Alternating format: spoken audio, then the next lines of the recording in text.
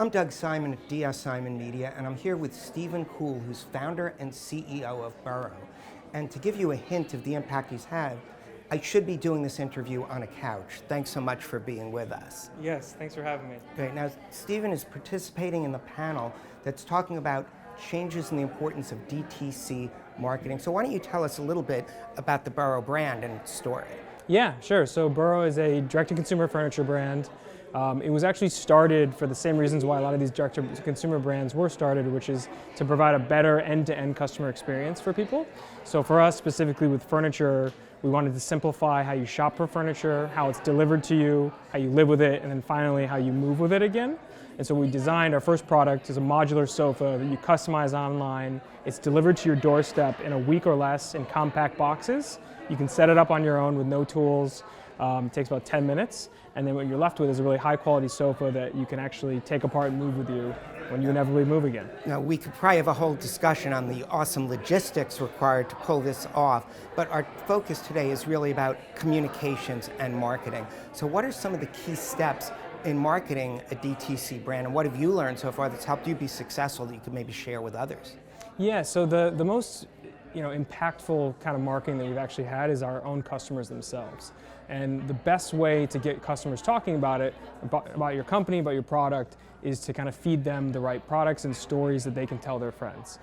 Press is actually a really big part of that, and working with PR agencies to help tell our story so that other people hear that, want to share it with others, and then try out the product, and then those customers will in turn then go share it with other people. Increasingly, we saw the Adweek report this year from the Video Advertising Bureau. Television and getting your story on TV is becoming more important. How does that play into what you're doing? Well, it's incredibly important for us because I feel like we as a brand are storytellers at Burrow, and live on camera, I can inject my own personality that kind of represents the brand much better than relying on a quote that you might get in print.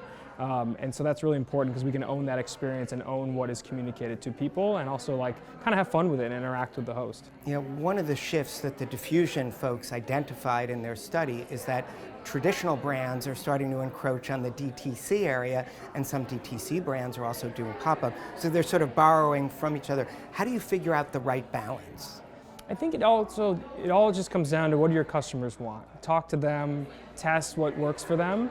I think we had seen, for instance, we just opened up our permanent retail store in Soho this week, and we had a prior pop-up in Soho leading up to this. It was like a test ground for it, and we thought that customers wanted a certain type of experiential space and interacting with them.